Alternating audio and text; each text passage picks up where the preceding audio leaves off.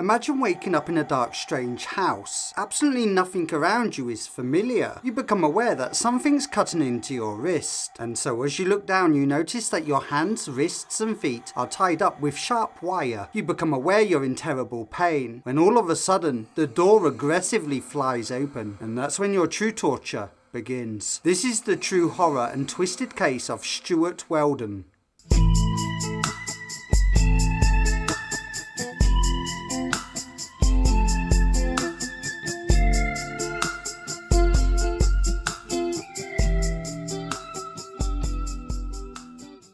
Good morning, good afternoon, and good evening. Wherever you may be in the world right now, hello, I'm Lloyd, and today you're watching When Evil Follows. We are covering some breaking news this evening. The man accused of killing 3 women in Springfield back in 2018 has pled guilty to murder charges. Stuart Rudolph Weldon was born in the year of 1977 on the 24th of June. He was born in the warmer country of Jamaica and lived in the neighbourhood of Queens in New York City. This area is known for violent gangs, drug dealing, gun crime and other unlawful activities. And yeah, all in all, it's fair to say that this particular part of Queens has quite a high crime rating. In Stuart's earlier childhood years, his family decided to move away from New York in order to find a more appropriate and calming lifestyle by moving to a wealthier area in Montclair in New Jersey. When Stuart was in his earlier teen years, his father would sadly pass away. And even though he and his family would be grieving, the relationship between Stuart and his mother would grow and they became really close. Losing a father at any age can be quite a difficult part of life to overcome. And being a younger individual dealing with grief, losing a father, yeah, I can only imagine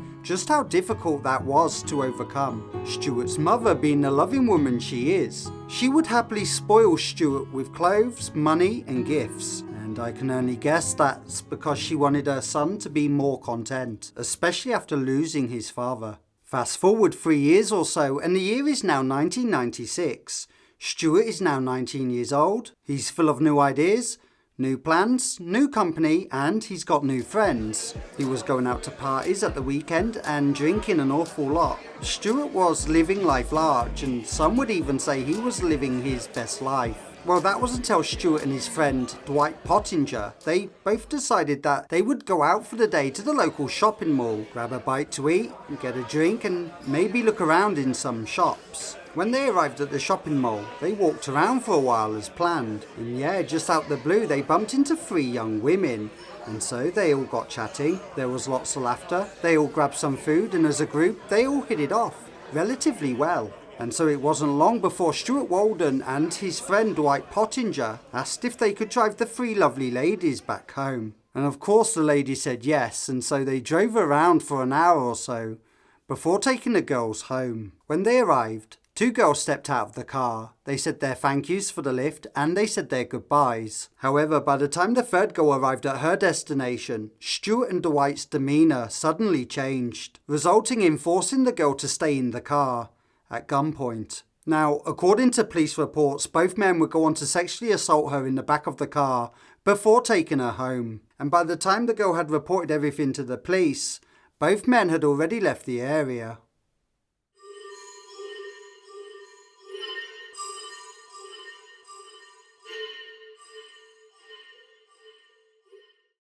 Both Stuart and Dwight would be later picked up by police on the grounds of kidnapping, physical and sexual assault, and weapon charges. And it wasn't too long before the police convicted them both. However, Stuart would also be charged for burglary committed just days before.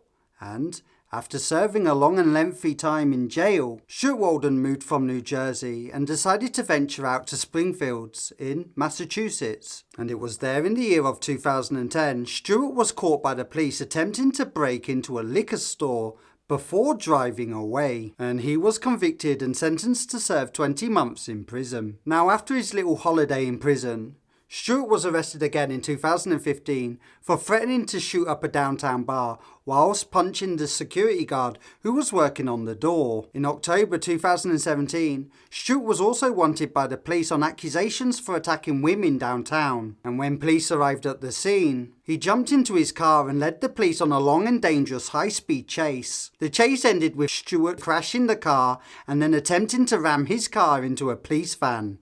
Like, what is wrong with this guy?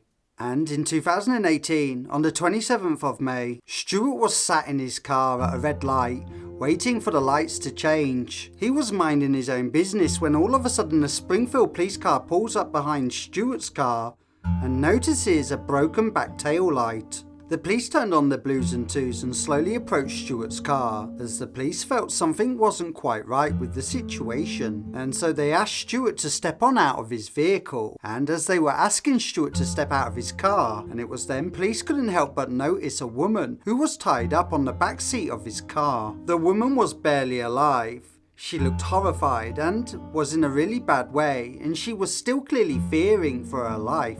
And she began screaming out as loud as she possibly could, "Help me, help me, I've been kidnapped." Now, police were really quick to react in this situation, and Stewart was immediately taken into police custody. The woman would soon be interviewed by police and would go on to explain to detectives that she had been in captive for almost a month, and that she's been continuously beaten and then hit with a hammer and repeatedly raped. In state of panic and shock and disbelief, the woman was sent to hospital and treated for multiple injuries, including a fractured jaw, spine fractures, major stab wounds to her belly, and marks all over her body, marks from being hit by metal instruments, including a heavy hammer. She also had a serious bad leg infection. Now, due to the woman's injuries and claims of kidnap, the police were very keen on having a look around Stewart's property. The property at the time was owned by Stewart's mother, and so the Springfield police contacted her for the keys. Now, this is where this case takes a dark and twisted turn. The police were keeping all the information of the crime private, and they simply asked for the keys to the apartment. And that's when Stewart's mother told police that she'd been quite concerned about the property for a while now, because of the strange and unpleasant funky smell that seemed to be coming from inside the apartment. And on the 31st of May in the same year of 2018, law enforcement issued a warrant to search Stewart's property at 1333 Page Boulevard. On approach, police could already smell that foul, strange stench growing ever stronger as they neared to the front door. The police opened the front door and they made their way inside the property. And it was during this search, police located the origin of the foul smell, and what they found will haunt them for the rest of their life. The police were totally and utterly horrified to discover the decomposing bodies of 3 young women. One of the bodies was found in the garage, another was found in the back garden shed, and the third body was found in the basement. 2 of the victims were found with both their hands and feet tied together with sharp, strong wire. The police also found items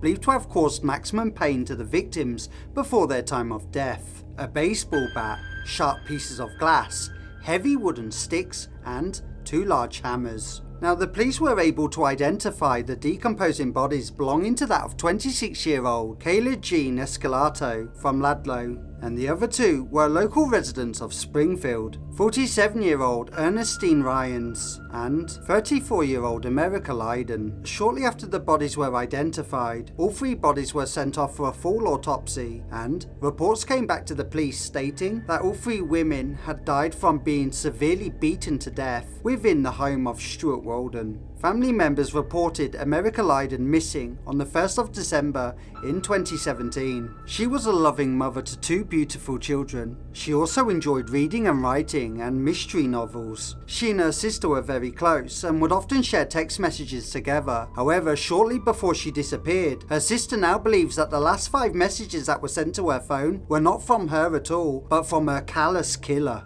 And that's awful.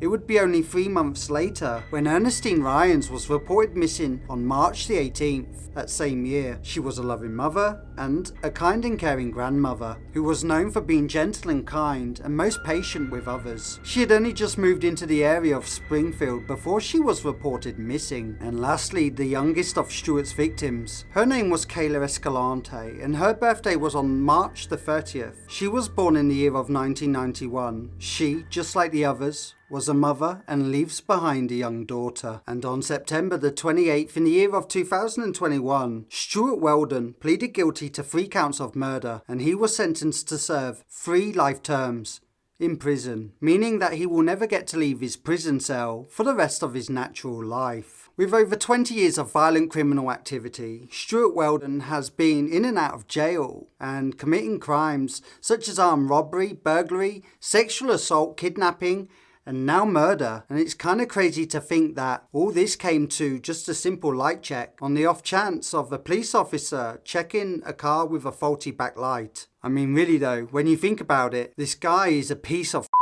Let's all be grateful that he will never see the day of light again.